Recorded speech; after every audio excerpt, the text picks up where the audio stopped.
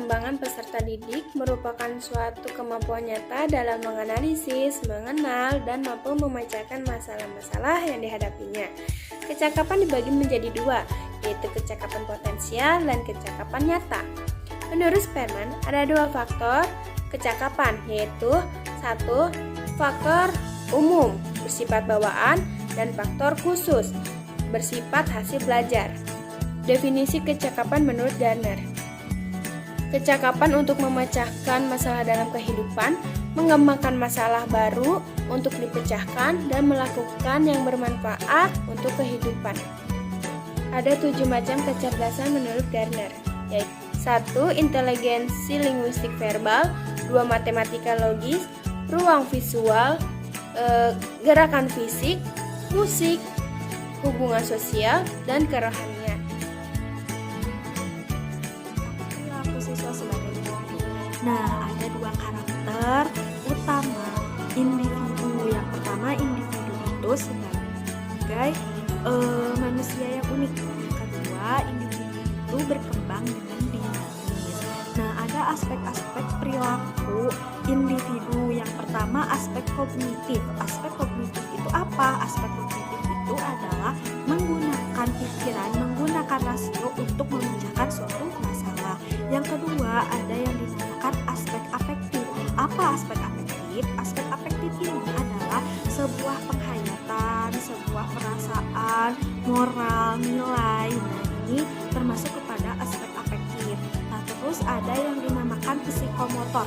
Psikomotor itu apa? Psikomotor itu adalah aktivitas-aktivitas diri yang mengandung gerakan motorik.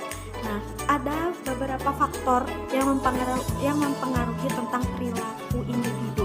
Yang pertama, adanya faktor internal. Yang kedua, adanya faktor eksternal. Faktor internal ini adalah kecakapan yang dimiliki hasil keturunan. Yang kedua adalah faktor eksternal. Segala hal apapun ia terima dari lingkungan. Nah, terus ada dua kecenderungan interaksi. Dua kecenderungan interaksi individu dengan lingkungan. Yang pertama, menerima lingkungan. Yang kedua adalah menolak lingkungan. Nah, untuk kedua ini perlunya penyesuaian diri. Apa itu penyesuaian diri? Penyesuaian diri adalah bentuk interaksi yang disadari. Terus ada beberapa bentuk kegiatan penyesuaian diri. Ada 3. Yang pertama, autoplastik, alioplastik, dan autoplastik plus alioplastik. Untuk autoplastik, hal ini mengubah segala hal pada diri sendiri. Contohnya adalah belajar. Itu kan belajar adalah salah satu pengubah diri. Terus yang kedua, alioplastik. Alioplastik ini adalah hal-hal yang ada pada lingkungan sesuai dengan yang kita butuhkan. Terus yang ketiga, autoplastik dan alioplastik.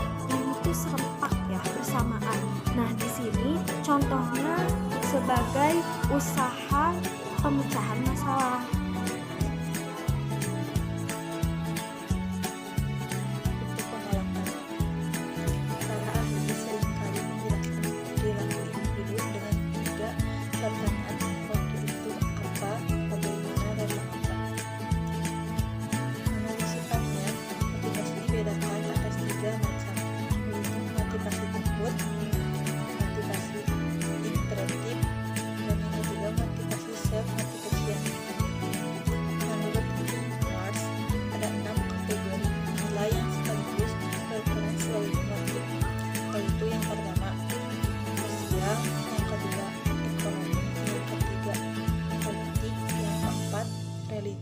Yang kelima, estetika. Yang keenam, ilmu pengetahuan. Erikson membagi keseluruhan pengetahuan individu ke dalam 8 tahapan, di mana setiap tahapan ditandai salah satu ciri utama kepribadian yang mengimplementasikan suatu motif. Yang pertama, usia 0 sampai 1 tahun percaya atau percaya diri. Yang kedua, usia 1 sampai 2 tahun otonomi.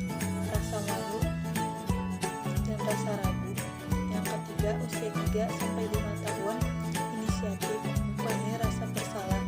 Yang keempat, usia 6 sampai 11 tahun, rajin dan rendah diri.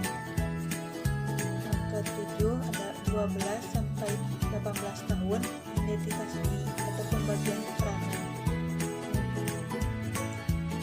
Kedelapan, usia 18 tahun, awal masa dewasa, isolasi diri. Selanjutnya usia dewasa, berkembang pesat dan atau terhambat. Yang terakhir, usia lanjut, integritas pribadi atau keputusan. Ada 5 kategori motif menurut Abraham Maslow dari yang terendah ke yang tertinggi. Yang pertama ada motif fisiologis, yang kedua ada motif pengamatan, yang ketiga ada motif persaudaraan atau kasih sayang, yang keempat motif harga diri, yang kelima ada motif akulturasi diri.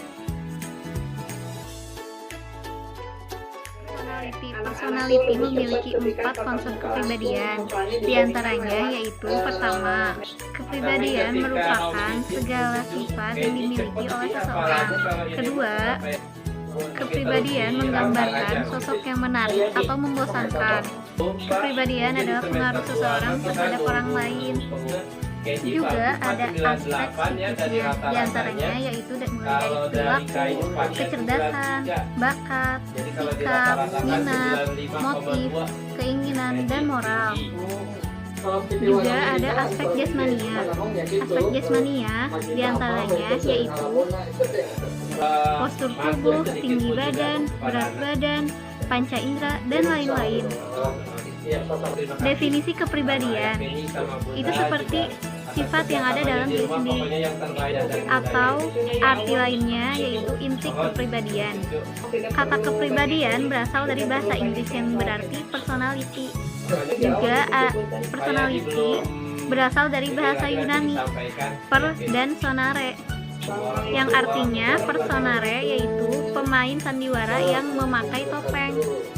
Personality merupakan suatu susunan sistem psikofisik, atau yang paling disebut yaitu psikis dan fisik yang terpadu dan saling berinteraksi dalam mengarahkan tingkah laku.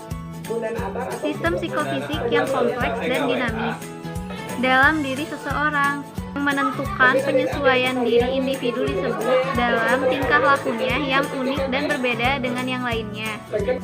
Ross Stegner mengemukakan bahwa kepribadian topeng sama dengan kepribadian yang berpura-pura dibuat-buat semu atau mengandung keperluan.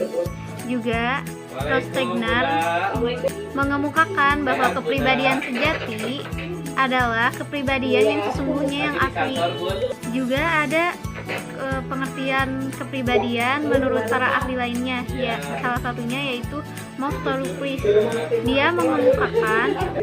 Beliau mengemukakan bahwa kepribadian merupakan kepribadian penjumlahan dari berbagai aspek atau diri atau ciri.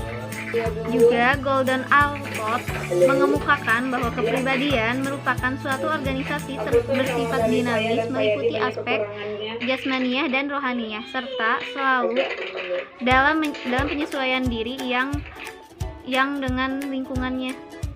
Kepribadian mempengaruhi gejala ketidaksehatan mental. Ketidaksehatan mental terbagi menjadi dua, ada narsisme dan masohisme. Narsisme yang berarti kecintaan seseorang terhadap diri sendiri. Narsisme merupakan kecintaan terhadap diri sendiri yang berlebihan. Sedangkan masohisme yaitu kepribadian yang suka menyiksa diri. Juga ada bentuk pertahanan diri. Pertama, melakukan penyerangan. Kedua, melarikan diri. Ketiga, mengubah lingkungan. Keempat, mengubah diri sendiri. Tipe kepribadian menurut Hippocrates dan Gallery terdapat dari Sanguinis. Terdapat Sanguinis. Sanguinis terbagi menjadi dua, ada positif dan negatif. Sanguinis positif bersifat hangat, bersahabat, berbelas kasihan, antusias, ramah, dan banyak bicara. Sementara sanguinis negatif tidak disiplin, emosi labil, tidak produktif, egosentris, dan membesar-besarkan masalah. Koleris memiliki dua macam juga, yaitu koleris positif dan koleris negatif.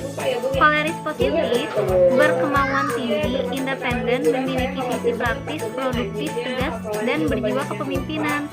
Sedangkan koleris negatif memiliki sifat dingin, cepat